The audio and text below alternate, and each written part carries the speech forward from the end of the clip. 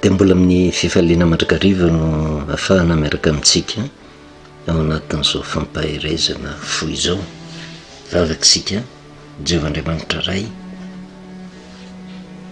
sitraponay dia tena hanompo anao fo amin'ny fanahy amin'ny herinay rehetra, kanefa matetika tsy ahitanay fiadanam-po satria tsy mifanaraka amin'ny sitraponao.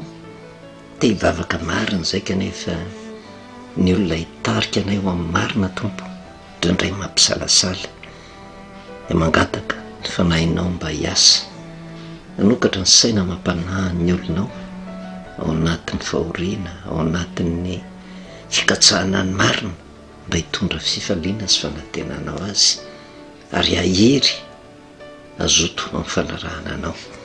Mitenena Jehova mampahireza ny olonao, ny anaranao Jesosy, amen. Valy miarabantsika amin'ny anaran'i Jesosy Kristy, manona ny fahasoavana sy ny fiadanan'ny tompo amintsika mandrakariva ao anatin'ny le fizaham-toetra ny fanahytsika amin'ny epistily izay nisoratan'i Jaona voalohany toko 4 dia ny 2 ka hatramin'ny 7 verimberitsika ihany. Andreny tanjorak'endrena moa ny anahana antsika an'izay le hoe esprit de discernement, na ny fahaizana mamantatra ny fanahy, mba tsy hihinana ambolony fotsiny izay zavatra rehentsika, ary mba hatakarahantsika ny tenin'i Jesosy hoe tandrema ianareo izy ny amin'ny mpaminany sandoka izay makao aminareo misita finyondry nefa ao anatiny dia ambodimy to. Matetika madiso hevitra ny olona dia rehefa ao anatin'ny fiangonana dia tena mahatoky be an'ilay fiangonana, dia mahatoky ny tompon'andrivotra ao anatin'ny fiangonana. Tsy sapatsony ilay tena hoe voaozina izay olona mahatoky olona, sy ny famarina ny tenin'i Jesosy Kristy hoe mitandrema ianareo ny amin'ny mpaminany sandoka izay makao aminareo amin'ny fitafinyondry, tsy any ivelany fa ao aminareo, ao amin'ny tokantranontsika. Ahoana ny fidiran'ny mpaminany sandoka amin'ny alalany onjam-peo, fahita lavitra, amin'ny alalan'ny réseaux sociaux. Kanefa koa ao amintsika, ao amin'ny fianakaviantsika, ao amin'ny fiangonana misy antsika, mba tsy hatokotoko be fahatany fa mba hanana ny baiboly ampelantanantsika, ahafahantsika mizaha toetra ny tena marina. Ary raha vao tsy manana an'izay toetsaina izay mivavaka, ny azo antoka tsy maintsy mizotra amin'ny lalan'ny fahaverezana, na dia miteny ary izy hoe zaho mivavaka amin'Andriamanitra, kanefa isoratra masiny amin'ny tsy azony. Jaona voalohany toko 4 ny 2 ka hatramin'ny 7 ary mahalala aza mino ny fanahy rehetra fa izao toetra ny fanahina avy amin'Andriamanitra ireny na tsia, satria maro ny mpaminany sandoka efa lasany amin'izao tontolo izao. Zao no afantarinareo ny fanahin'Andriamanitra dia ny fanahy rehetra izay manaiky fefa tonga tamin'ny nofo Jesosy Kristy no avy amin'Andriamanitra, ary ny fanahy rehetra izay tsy manaiky an'i Jesosy dia tsy mba avy amin'Andriamanitra, ary izany ny fanahin'ny Antikristy izay farenareo fa ho avy sady efa eo amin'izao tontolo izao sahady izy. Mampatsiaro kely hoe maninontsika miresaka an'izay dia miresaka ny Pasikitsika, dia ny dimampolo andro tao aorianan'ny 12 volana Nisana izay nahafatesan'i Jesosy no tonga ny Pentekosta rehefa niakatra tany an-danitra Jesosy. Ary io tsy azo ambomboarina hoe arak'izay tiavako azy le Pasika dia arak'izay tiavako azy le 12 andro izay isana, fa rehefa tsy miainga eo amin'ny 14 volana Nisana io dia diso fanahy raisiny, satria raha Pasika diso ny tandremantsika dia mazava ho azy fa diso ny Pentekosta dia diso hatramin'ny fanahy masina koa, amin'ny eritreretina fa fanahy izay niraisina. Izay no mahatonga antsika mamantatra, tsy maintsy miainga foana. Vao miresaka Pasika indray tsika dia Jesosy tonga tety amin'izao tontolo izao ty, nanolotra ny ainy mba ho avitra ho an'ity izao tontolo izao ity. Tsy hoe maty izy dia efa voavonjitsika, fa mitaky finoana n'izay fahafatesan'i Jesosy vao miteny hoe finoana hoe inona ny antony nahafatesany, dia mijery ny zava-miafina mahakasika ny Pasika. Kanefa tsy mahatazona azy ny fasana fa nitsangana izy, ary rehefa nitsangana izy dia manome teny fikasana. Ary io ary mbola tsy maty koa raha izy ingeny dia efa nampanantena ny mpianatra hoe mahatsara anareo ny fialako fa raha tsy miala dia tsy ho avy aty aminareo ny mpananatra. Ary izy mihitsy no miteny hoe aniraka ny fanahy masina ho aminareo nampatsiaro anareo zay rehetra no olazaiko taminareo teny fikasana avy amin'i Jesosy, izy no aniraka n'le fanahy masina mba hatonga ny olona hatakatra n'ity Jaona voalohany ity hoe zao no afantarinareo ny fanahin'Andriamanitra, fanahy rehetra zay manaiky fefa tonga tamin'ny nofo Jesosy Kristy. De zay no nahatonga antsika namantatra le fanahy Jesosy no maniraka azy. Raha tsy Andriamanitra Jesosy, ahoana moa ny fomba ahafahany maniraka ny fanahy ho amintsika? De nanomboka nijery tsika tamin'ny farany teo, somary hafahafa le mitondrana fampianarana hoe inona moa ny idiran'ny fanahy masina amin'ny fananganana Jesosy tamin'ny maty. Fa miazava itsika de le hoe ny fanahy rehetra zay manaiky fefa tonga tamin'ny nofo Jesosy avy amin'Andriamanitra de natonga antsika niresaka. Jaona toko voalohany 1:1 tamin'ny voalohany teny tao amin'Andriamanitra, ny teny dia Andriamanitra, teny zany mira Andriamanitra. 1:4 amin'ny Jaona toko voalohany, ary ny teny de tonga nofo ka nonona tamintsika, de fantatra fa izy io teny tonga nofo io tsy hafa fa Jesosy io, le teny tonga nofo de Jesosy. Kanefa le teny eo amin'ny 1:1 ary ny teny de Andriamanitra, de azo soloina hoe ary Andriamanitra de tonga nofo. Raha dika ny teny tsotra zany de hoe Andriamanitra lasa nitoetra tao amin'ny nofo de niaraka nonona tamintsika. De zay io teny Jaona hoe ny fanahy rehetra zay manaiky fa Andriamanitra de niditra tao anatin'ny nofo. Ka ny fanahy rehetra manaiky an'izay, ny dikan'izany hoe tena manaiky fa iny Jesosy tonga teto amin'ity zao tontolo zao tetiny, tsy arak'izay eritreretin'ny olona hoe tsy azo ivavahana, fa tena Andriamanitra niditra tao amin'le nofo de hita amin'ity zao tontolo zao ity hoe iny le Andriamanitra fa niaraka tamintsika, niaina tahaka antsika, nona tahaka antsika, niaritra ny fijaliana tahaka antsika, mba ahafahany comprendre antsika hoe mafy zany miaina ety amin'ity zao tontolo zao ty. Ary tsy maintsy ny zavatra voalohany indrindra de tsy maintsy manaiky aloha fa Andriamanitra Jesosy. Fa raha vao tsy manaiky Andriamanitra ny Jesosy tonga nofo de zao fanahiny Antikristy. De eo no mampisalasala, ahoana moa zany? Satria le Jesosy tonga teto amin'ity zao tontolo zao ty maty tamin'ny andro Pasika, kanefa mitsangana izy. De zay no nahatonga antsika mitondra fanazavana, de hitatsika fanazavana zay nentina teto fa io Jesosy io rehefa maty de izy de niteny talohan'izay manana fahefana, hanolotra ny aika ozy de manana fahefana akazy indray, dikany manana fahefana hampitsangana ny tenako amin'ny maty ka raha nitsangana Jesosy Kristy de zao izy mihitsy no nanangana ny tena ny tany maty. Raha izay de hitatsika tanan'ny asan'ny apôstôly, Andriamanitra koa no nanangana ny Jesosy Kristy.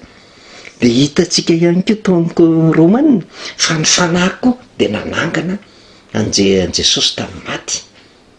Zany hoe nisy persona anankitelo nanangana an'i Jesosy. De iza ny tena marina? Jesosy ve no nanangana ny tenany? Sa ny ray no nanangana an'i Jesosy? Sa ny fanahy no nanangana an'i Jesosy? De nahatonga antsika nijery tany amin'ny Efesianina toko 7, Efesianina toko 7 mamerina kely. De ny Efesianina toko 4, ny 4 sy 5, iray ny tena, iray ny fanahy. De toy ny antsonanareo amin'ny fanantenana iray, momba ny fiantsonanareo, iray ny tompo, iray ny finoana, iray ny batisa, iray Andriamanitra. Be de be le zavatra tokana na iray resahany ato, fa nosingantsika de hoe iray ny fanahy, iray ny tompo, iray Andriamanitra. Tsy misy Andriamanitra be de be, tokana. Tsy misy Jesosy be de be, tokana. Tsy misy fanahy be de be, tokana. Kanefa ny akamaroan'ny kristianina tsy aditsika hevitra fa manaiky fa ny kristianina, tena kristianina de manaiky fa ny iray dia Andriamanitra, ny fanahy dia Andriamanitra, Jesosy dia Andriamanitra. Kanefa araka ity 5 iray Andriamanitra, mba hahatokana an'Andriamanitra zany de tsotra ihany, tsy misy fanazavana azo atao akoatran'ity. Jesosy mira fanahy, mira Andriamanitra dia mampirisika antsika ireno hatrany amin'ny voalohany ange ny fampaherezany ary misy koa le fampianarana amin'ny bokyny Daniela amin'ny andro farany amin'ny foibe MFK foibe fampianarana manazavany zany fa tokana fa tsy azon'ny olona hoe ahoana ray zanaka fanahy, ahoana ny zanaka ve de ho ray, milaza toetra le izy. Ka rehefa voaporofo fa tena tokan'Andriamanitra de tsisy fanazavana azo atao akoatran'ny hoe ray mira zanaka mira fanahy masina de tonga de mitombona. Jesosy ihany nanangana ny tenany satria Andriamanitra izy, de Andriamanitra nanangana ny Jesosy rehefa tsy fantatry ny olona ao Andriamanitra Jesosy, de ny fanahy koa nanangana ny Jesosy. De io nahatonga antsika niresaka tamin'ny farany ary amin'ny Jaona toko fahaefatra, Jaona toko fahaefatra, satria araka ny Jaona toko voalohany zitantsika eo de hoe ny teny de tonga nofo kanonona tamitsika, le teny tonga nofo tsy iza fa Jesosy, le teny nefa tsy iza fa Andriamanitra, de Andriamanitra tonga nofo zany Jesosy. De re amin'ny Jaona toko fahaefatra ny andininy fa efatra amby roapolo, Andriamanitra de fanahy ary zay mivavaka aminy de tsy maintsy mivavaka amin'ny fanahy sy ny famarinany. Andriamanitra mira fanahy de afaka mifamadika hoe fanahy mira Andriamanitra, de tonga de mazava aloha raha raisina hoe ray io resahan'i Jesosy io, satria Jesosy no miteny Andriamanitra de fanahy, izy no manazava amin'io Andriamanitra de fanahy. Na azo adika koa fanahy de tsy hafa fa Andriamanitra, de mazava ho azy fa io fanahy zay midiny io de tsy hafa fa Andriamanitra. Ka raha ity zany de Andriamanitra mira fanahy, fanahy zany tsy hafa fa Andriamanitra. De hitantsika tany amin'ny Korintianina faharoa toko fahatelo, Korintianina faharoa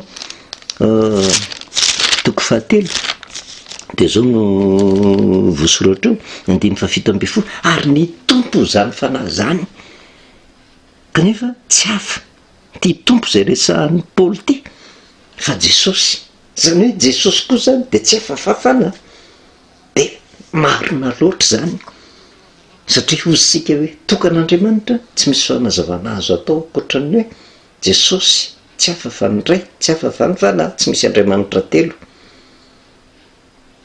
Ka raha Jesosy tsy hafa fa Andriamanitra tsy hafa fa ny fanahy, de raha zay andiny tsoratra masina resahantsika zay hoe any Andriamanitra mira fanahy, Jesosy mira fanahy, de zao le fanahy zay nirotsaka tamin'ny andro Pentecosta, fa zay le hoe mystère zanako, le fanahy zay nirotsaka tsy hafa fa Andriamanitra amin'ny fahafenony miditra atao anatin'ny olona, na Jesosy amin'ny fahafenony miditra atao anatin'ny olona. Be de be ange ny olona indraindray mieritreritra fa mino an'Andriamanitra izy, mieritreritra izy fa manano fanahy masina, kanefa tsy mahazo antoka fa ao anatin'ny Jesosy tsy mahafantatra an'Andriamanitra ny olona tahaka an'izany. Fa ny olona zay matoky fa Andriamanitra no ao anatiny, de satria Andriamanitra mira Jesosy de ao anatin'ny Jesosy, satria Jesosy tsy hafa fa fanahy de ao anatin'ny fanahy masin'Andriamanitra.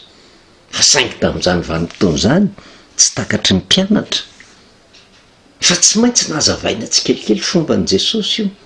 Mahatsara anareo ny fialako a, fa raha tsy ala de tsy ho avy aty aminareo ny mpananatra. Kanefa io fanahy zay irahany io a de fanahy tsy hita maso.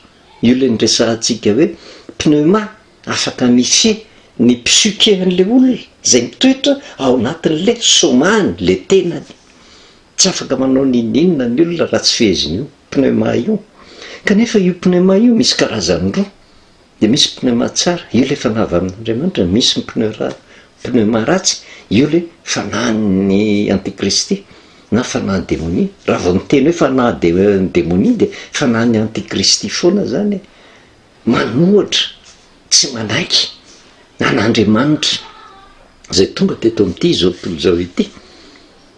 Ka io fanahy io a tsy hita maso, ary zay no nahatonga an'i Jesosy hoe mahatsara anareo ny fialako, fa raha miala tsy ho hitanareo tsony, fa io fanahiko tsy hita maso io mitoetra ao anatinareo, satria inona mahatonga an' jesosy miresaka hoe andriamanitra de fanahy. Ny fanahy zany pneuma ndikan'izay pneuma zay de hoe zavatra anankiray misy tsy hita maso, tsy azo tsapaitanana. Ka zay mivavaka amin'andriamanitra zany de tsy maintsy mivavaka amin'ny fanahy sy ny fahamarinana. Ndikan'izay andriamanitra de fanahy, ny dikany andriamanitra de tsy hita maso, andriamanitra de tsy azo tsapaitanana. Ary zay mivavaka amin'andriamanitra de mivavaka amin'ny andriamanitra tsy hita maso, amin'andriamanitra tsy azo tsapaitanana. Ary zay angamba tsy hoe zay fa zay mihitsy no nahatonga an' Jehova hiteny any amin'ny Exodosy toko 12. Jereo tsara nge mitombony io. Exodosy toko 12 de ny 14 didy 2. Aza manao sarin-javatra voasikitra ho anao, na ny mety hoendriky ny zavatra eny amin'ny lanitra ambony, na zay ety amin'ny tany ambany, na zay amin'ny rano ambanin'ny tany, aza menkohaka eo anatrehany ary aza manompo azy.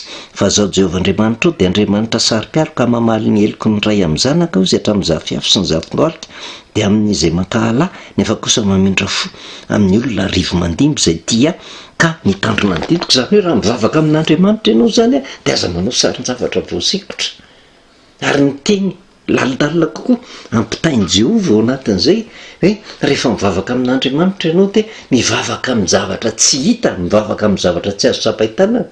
Fa na de mamorona sary eo an-tsaina fotsiny aza de efa tena fahavetavetana eo anatrehan'i Jehova zany. Io ny tsy ahafantaran'ny olona n'Andriamanitra, io ny tsy ahafantaran'ny olona n' Jesosy.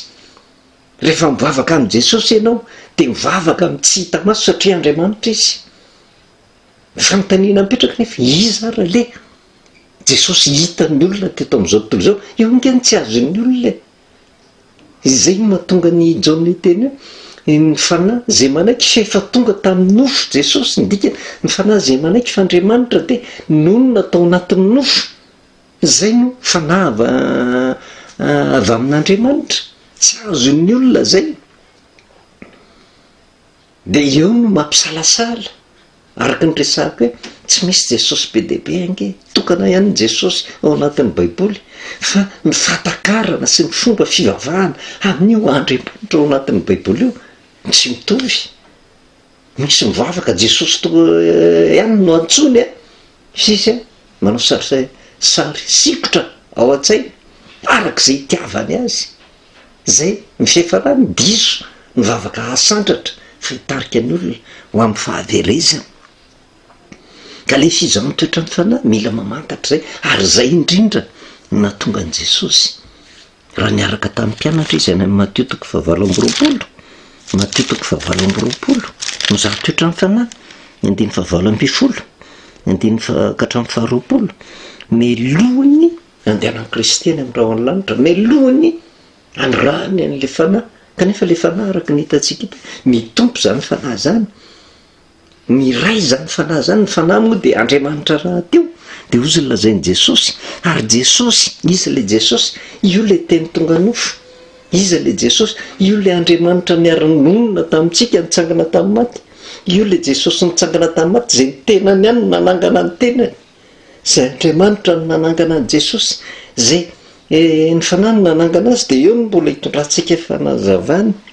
Ary Jesosy nanantona ozy ny 7:20 ka hatramin'ny 20 de niteny tamin'ny tanàna hoe efa nomena ny fahefana rehetra ny an-danitra sy ety an-tany, ko mandehana ianareo sy atao mpianatra ny firenena rehetra, manao batisa azy ao amin'ny anaran'ny Ray sy ny Zanaka ary ny fanahy, sady mampianatra azy hitandrina zay rehetra nanodiko anareo, ary indro izaho momba anareo mandrakariva mara-pahatonga fataperan'izao tontolo izao.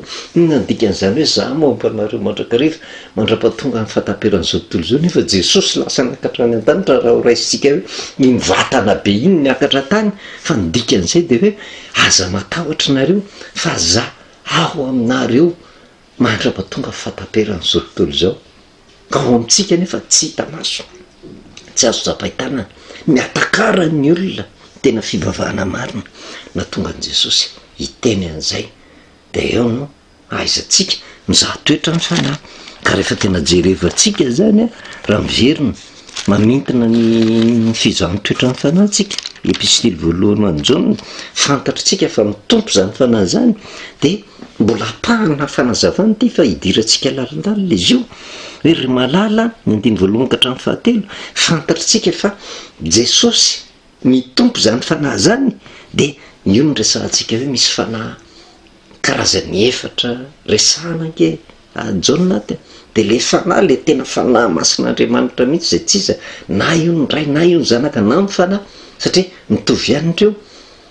dia misy le fanahiny demonia tena devoly mihitsy mamitaka fa misy le fanahy rehetra mahatonga antsika hoe misy karazana fanahy efatra fa le fanahy rehetra anankiray manaiky fa efa tonga tamin'nofo Jesosy ary misy le fanahy zay tsy manaiky an' Jesosy dia ny fahaizantsika manavaka andreo ka rehefa vavahany efa mbola ho fantaritsika hoe raha miresaka n'ity hoe aza mino ny fanahy rehetra fanahy inony ty resahany ty raha miresaka hoe fanahy avy amin'Andriamanitra inony ty fanahy ty fanahiny antikristy inony ty fanahy ty fa ny fantatritsika zao dia le hoe fanahin'Andriamanitra dia Jesosy dia azosika fitinina amin'ity ry malala aza mino ny fanahy rehetra fa izao toetra ny fanahina avy amin'Andriamanitra reny na tsy satria maro ny mpaminahy sandoka efa lasa any amin'izao tontolo zao nahafantarinareo ny fanahin'Andriamanitra kanefa fanahin'Andriamanitra io tsy hafa fa mitompo zany fanahy zany dia zao nahafantarantsika an' Jesosy